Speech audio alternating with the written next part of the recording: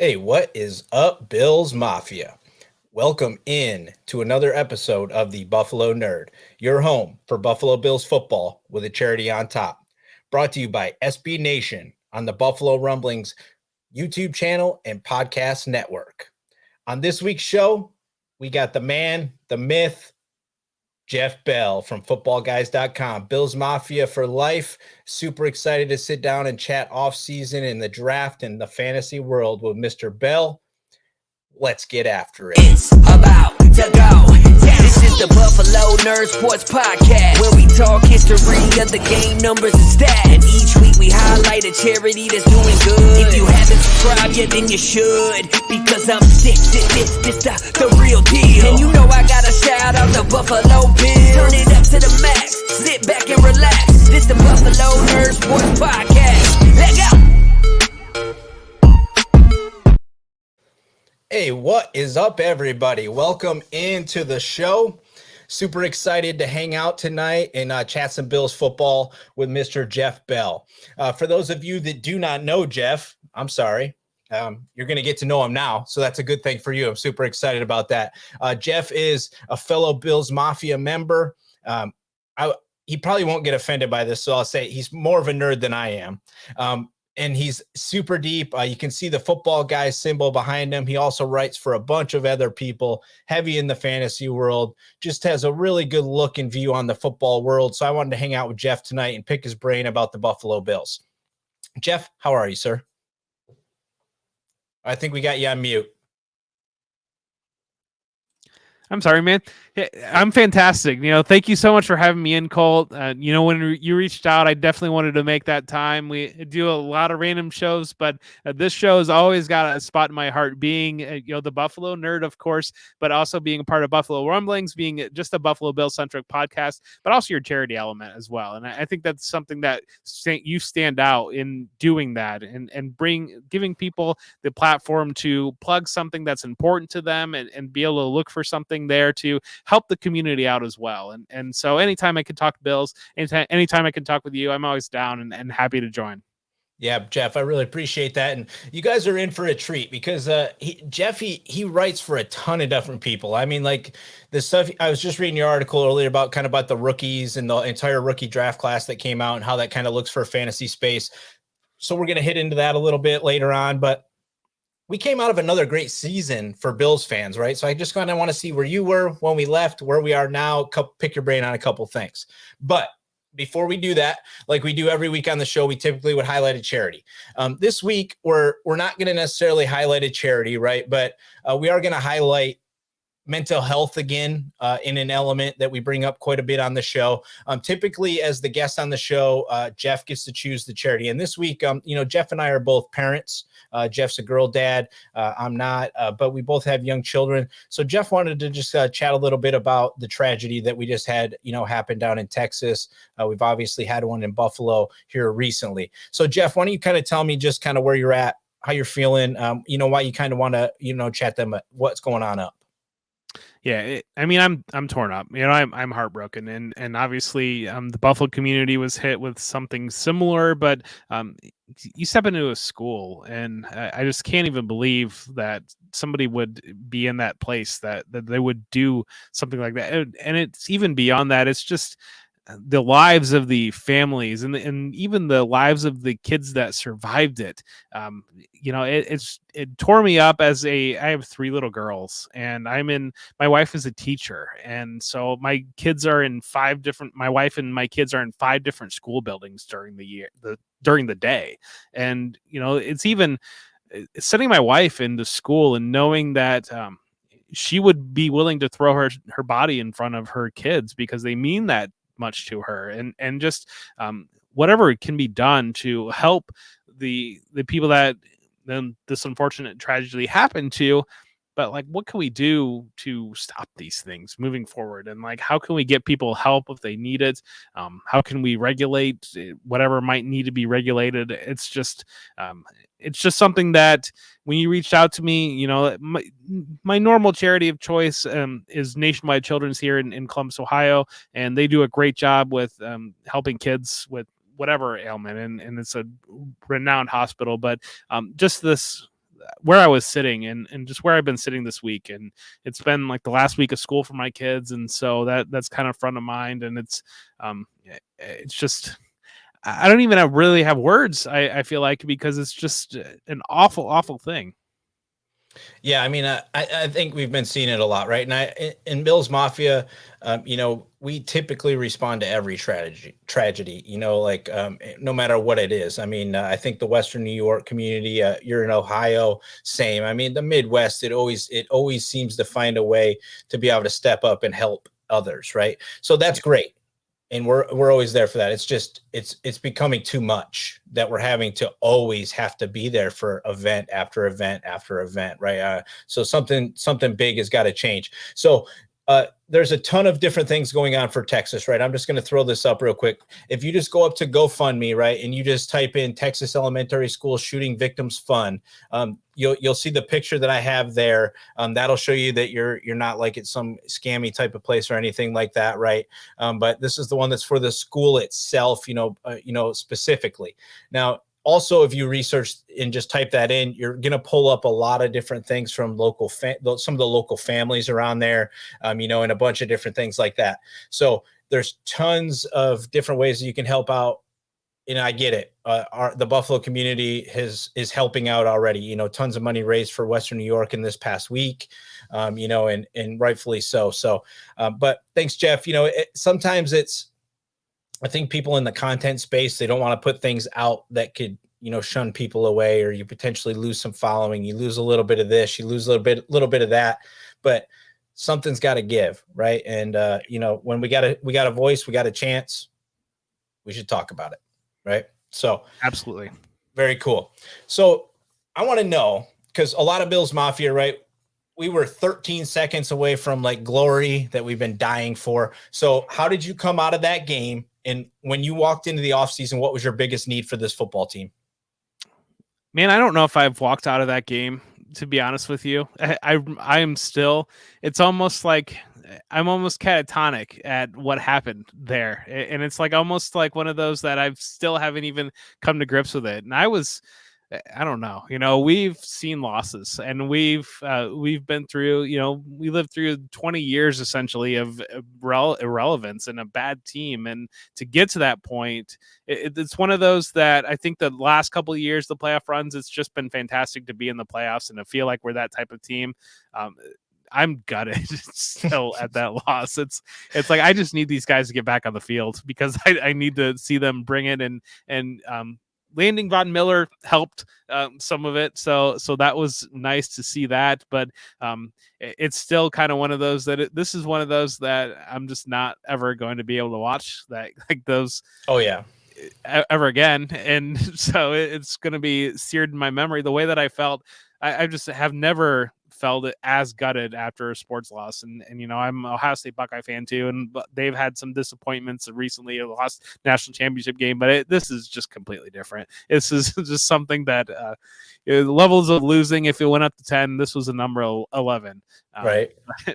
But what I was looking to add to the team really was pass rush was very important, because we really needed somebody that's really what that game came down to. We needed somebody on defense, one player to make one play on defense, and we win that game. In the way that whole entire fourth quarter, that second half, and the overtime went, we needed one guy to make one play, and we just didn't have it. There was no gas left in the tank, and losing Trey White, not having him in that secondary and forcing those pieces around, and that left the cornerbacks exposed and lit up repeatedly, but also not being able to put pressure on the passer. So I think the team has done what we would have wanted to see there. I don't think we can do much better than adding Von Miller, and then the draft position, getting Kyer Elam, landing kind of that second cornerback that can kind of grow next to Tre'Davious White and then kind of take over long term, hopefully.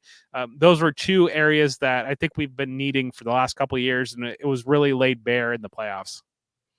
Yeah, I mean, there's a lot of ways to point that, right? That 13 seconds goes a lot of different ways. It's an offensive problem, it's a defensive problem, right? It's like you can, it's like, Well, no, it was 13 seconds that we've witnessed it happen in less time before, right? Like, so it's one of those things. But for me, coming out of it, it was terrible. But I was, I'm like, I'm pretty happy being in the playoffs all the time. Like, it sucks to not have that big win yet, but like 100%, it's way cooler playing late in the year than it is watching everybody else's teams play, right?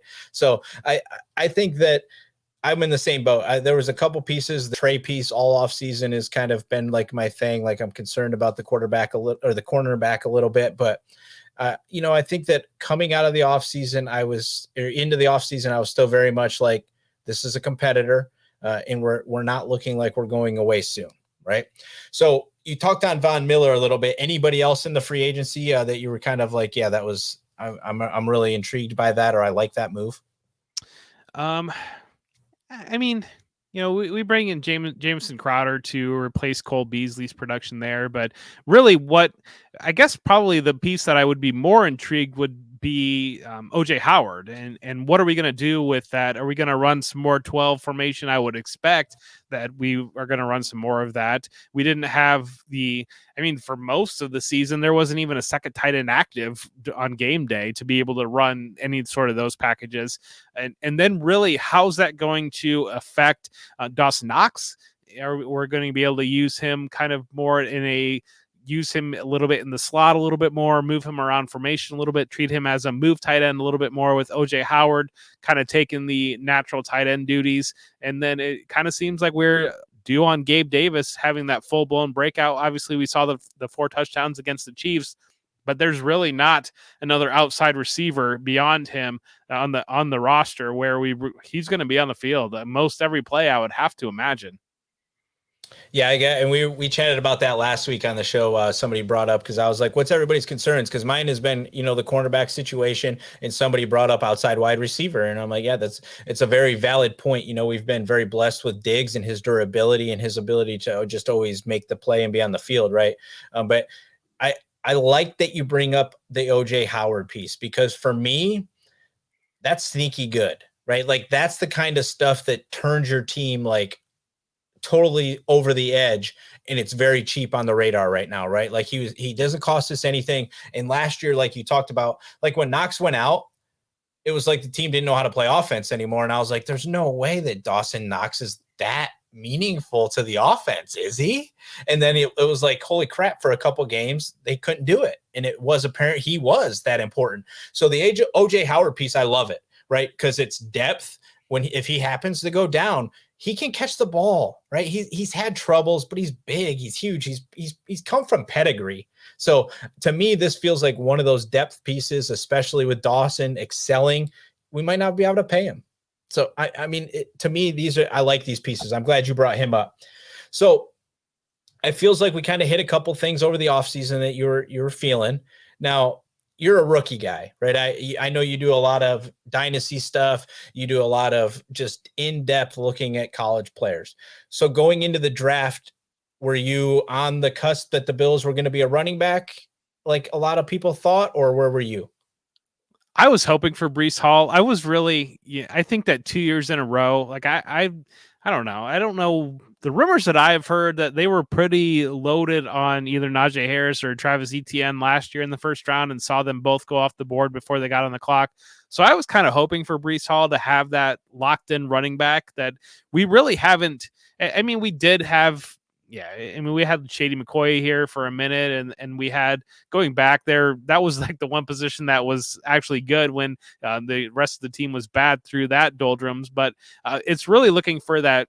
You can see behind me, I go back to the 90s Bills and really looking for that Thurman Thomas next to our Jim Kelly, or looking for the guy that can really be there next to Josh Allen. And I know that the league has kind of moved away from those type players and kind of treated it. Obviously, we're going to have a committee backfield this year, and that's kind of been the general direction of the NFL. But Hall stood out as a guy that had that talent level. And then of course we see him go to the Jets because, passing these guys, that's what happens. But they took the need and cornerback was a value where they took him.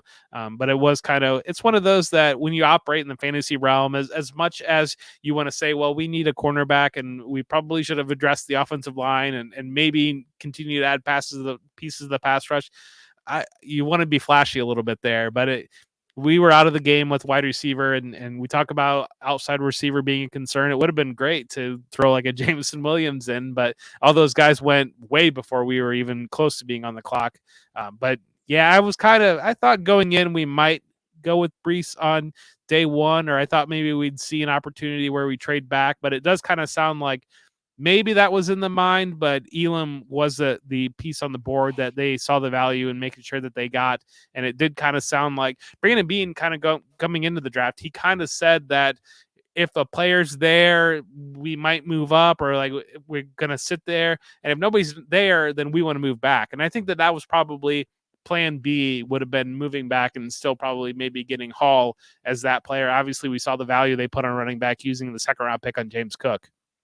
Yeah, I mean, for me personally, on the Cook thing, like in the running back room for me it's an ongoing thing, right? It's something early last season I was dogging on Singletary. I was heavy that Moss would be the guy. He had the fit, he had the build, he was the right guy to do it. He couldn't get on the field, he couldn't do it. And that stretch at the end of the season, I thought Singletary really found his way in the offense. Not that like he can make his way, but he found his way in the offense, and he found a way to be successful in the offense, right? And it was good. And I think he can continue that path. And we don't really use them that much. So, I was never really on board with the running back up front in the first round. I was all off season. I don't think I got off the cornerback horse the entire way, because there's a certain element to that I know we need them all the time, and this league is pass heavy, and we saw that by them taking all those good wide receivers early. But for me, when we got Cook, I looked at it as JD McKissick was obviously on our radar. Wherever you stand on him, that's fine. But he has NFL pedigree in his family, and to me, I think that's why he's important to the Buffalo Bills. Is he's going to train with his brother. His brother's he's not his brother, right? But he's going to train with his brother. He played in a big time program as a like number 2, number 3 guy, right? He should be able to fill the role for us. So is it a good fit? I think it is. And you mentioned JD McKissick, we thought we were going to get him.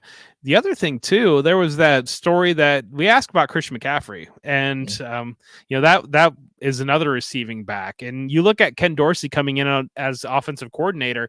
He was in that Carolina offense that he was there. One of his last years there was, I think McCaffrey's rookie year might have been his last year, but he saw the value of that pass catching running back up front. And we knew that we didn't have that on the roster. That was, as much as Singletary can pick up those 7 yards, like when the opportunity is there, and he really doesn't lose yards. That's kind of the value on him. He doesn't have that home run ability. And I think that James Cook does have some of that, but he's really not going to be overly involved in the receiving game. And I think that is one of those that there are levels to running back receiving where, you might have a guy that can't do anything at all, or you might have a guy that can catch a screen or a dump off, or you have a legitimate weapon that you can put in the slot that you can do different things with him. And I think that's where James Cook's value is. And that's the type of player that he is.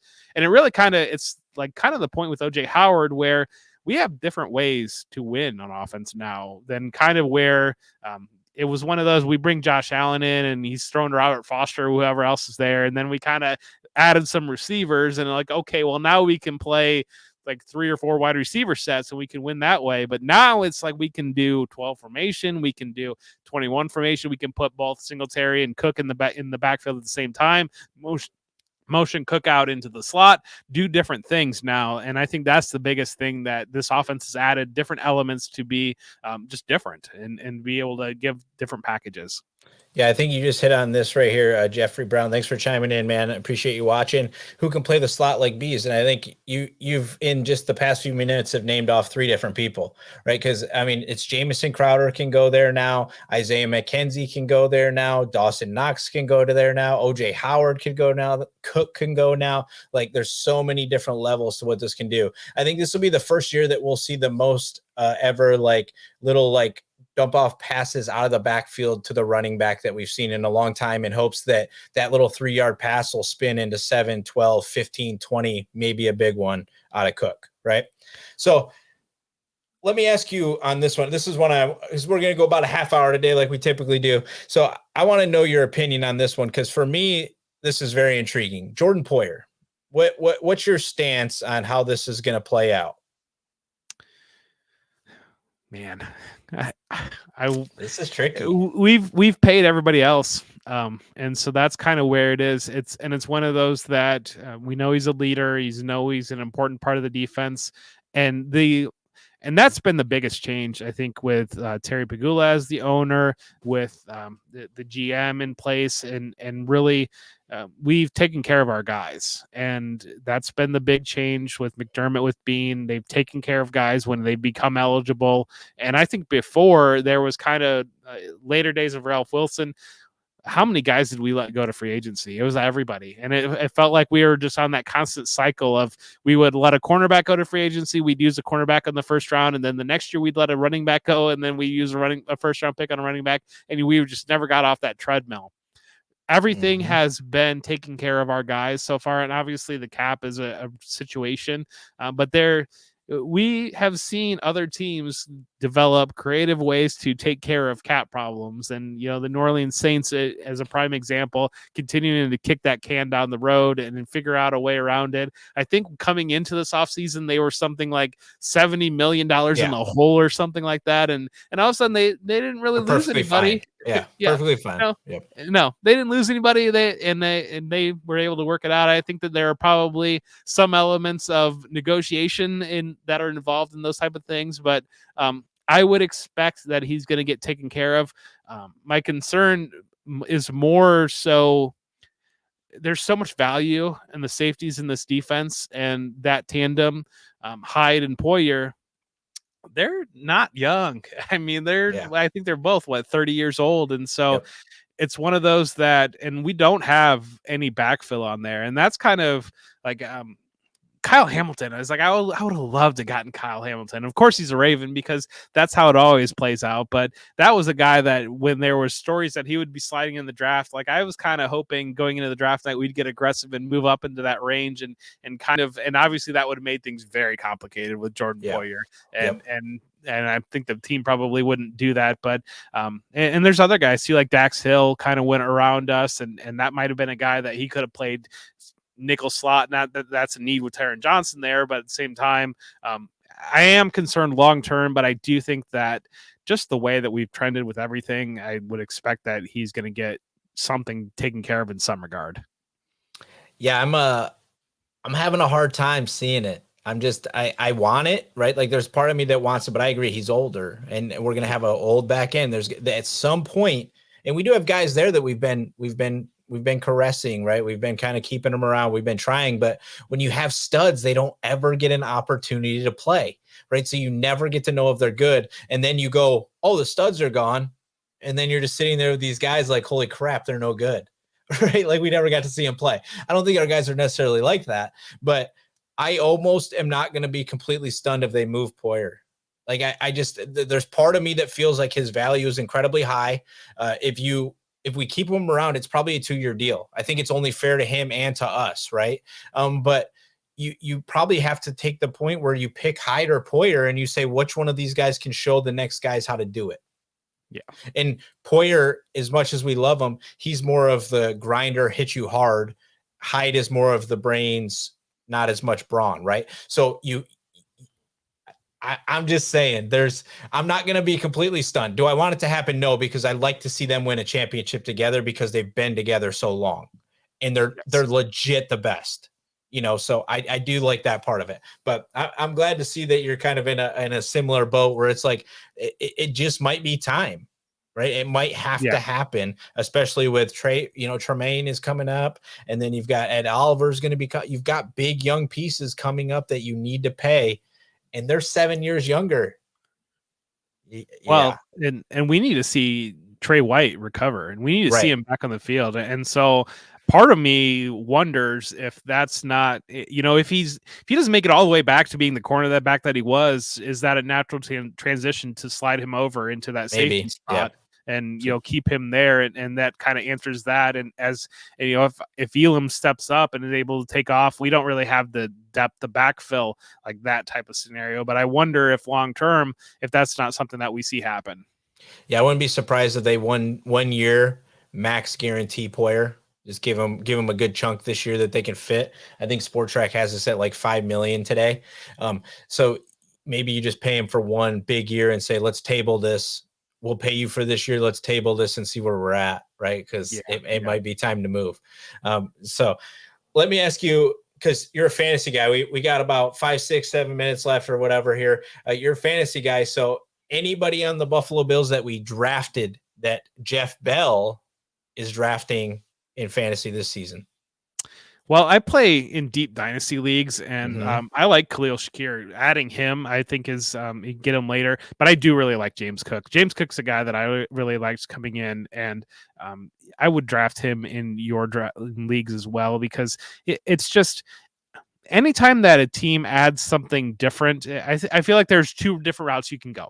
When you're drafting a running back, you can either draft a guy that's like your current guy, and he's going to be a backup, or essentially, and kind of you're waiting for an injury in fantasy. God forbid, you don't want to see guys get hurt, but you kind of know that that's the scenario. Or you see a team add a guy that does something that nobody else on the team does. And that kind of raises my eyebrows a little bit, where James Cook, obviously his skill set, nobody on our team has that. There is no receiving back that is able to do that. And so that's a guy that as a rookie on our roster that I would love to have on my teams. And so that's somebody to look at. Yeah, I agree with you. I want to hit you with a few quick things here real quick before we get out of here and see what your stance is. The NFL announced that the Pro Bowl is going to probably go away. Are your feelings hurt? No. Okay. I love football, man, and I tried to watch the Pro Bowl this year, football. and it was like they were just letting guys run around. It's like, what are we doing here? Yeah, it's so dumb. I'd much rather they just hang out and do like a skills thing. It would be way more fun to just like watch that. Watch Mahomes and Allen, and do it after the season, right? Quit this right before the week of the Super Bowl, because that most of the guys that are in the playoffs are the guys that are going to be in the Pro Bowl, right? I mean, for the most part, a good chunk of them.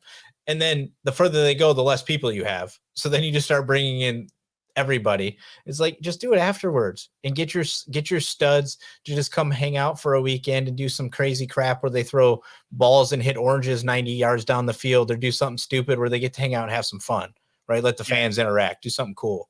But they have, I believe they have something like that, but isn't it like Pro Bowl weekend already? And it's one of those that do that like a month after the season ends. Yeah, something, right? Like when we're like really starting to get really hungry for some more football again. Like don't do it like the week before the Super Bowl, when we're just kind of like in that mindset of like we want to see elite play and we're ready for the Super Bowl to go. Do it, like give us a month off, and then like do it then when we're like, I just want to see these guys again.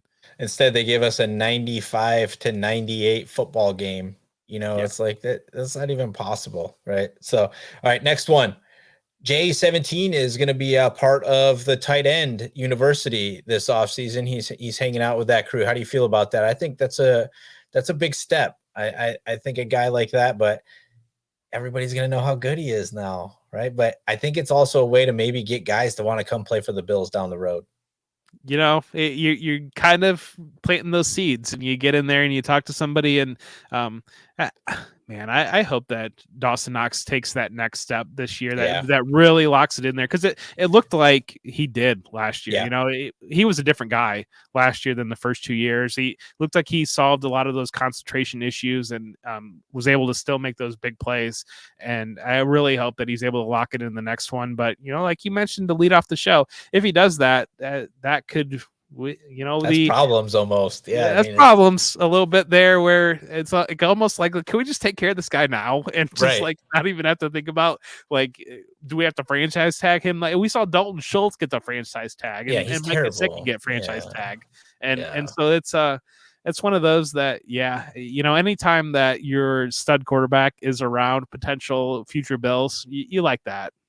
Yeah, I mean, absolutely, right? I mean, and it's just the exposure of him getting out there and getting to show people how good he is. I mean, I'm not gonna turn away with that. The more people that enjoy being around him, that's gonna help us long term, one way or another. Because there are gonna be the guys like Dawson Knox that we're eventually gonna get to that point where we're gonna have to ask them to take kind of like a little lower number to stick around, and we're gonna be doing that a lot the way that this team's been going, especially when you have JA-17.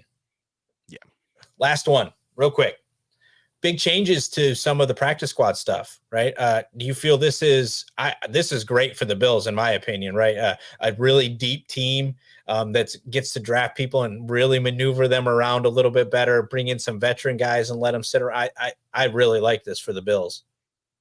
Anytime you can protect, where the way that our franchise is, anytime we can protect the back half of that roster instead of, because it wasn't that long ago that we were plucking from other teams, and now we're one of those teams that we cut somebody, he's going somewhere. And so anytime we can keep more of those guys around.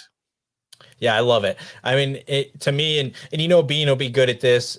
He typically really is, but we've seen in the past seasons now, well, basically these late draft picks just get snatched up from us. We never even really get to experience if they're going to be anything that we thought they were going to be, right? For organization, which for me, that kind of hurts us in a development kind of thing, like, because you're drafting guys and you don't get to see the product on the field with what you thought they could do with your organization. They might go somewhere else and suck. Right. But that could be system. That could be you don't really get to see if you're drafting guys that are really good for your football team.